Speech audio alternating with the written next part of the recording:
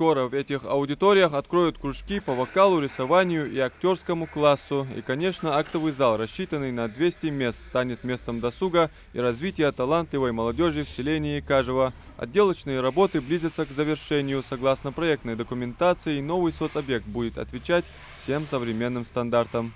Единственный вопрос газификации у нас. Котельное оборудование установлено, вот не подведена канализация, газопровод не подведен. Вот с начала строительства мы об этом докладывали местной администрации, заказчику, всем проектным организациям. До сдачи объекта 12 числа объект должен быть в здании. Эта работа, я думаю, будет завершена газовой службой. Так что все нормально. Вводят объект в рамках нацпроекта «Культура». Рабочие уже облагораживают прилегающую территорию, укладывают тротуарную плитку и готовят основание под асфальтобетон на месте будущей парковки.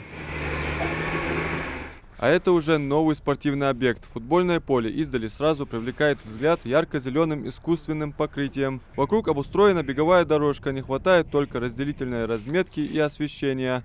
Правда, при желании осмотреть или опробовать поле, нужно быть готовым преодолеть грязь. Кто будет заниматься облагораживанием этой зоны, неизвестно. Возводит спортобъект подрядная организация «Евростройсервис-2010». Но на месте мы никого не застали, вопросы адресовали местным властям. Насколько у меня был разговор с подрядчиком, он сказал, он не будет делать вот этого вокруг, благоустраивать.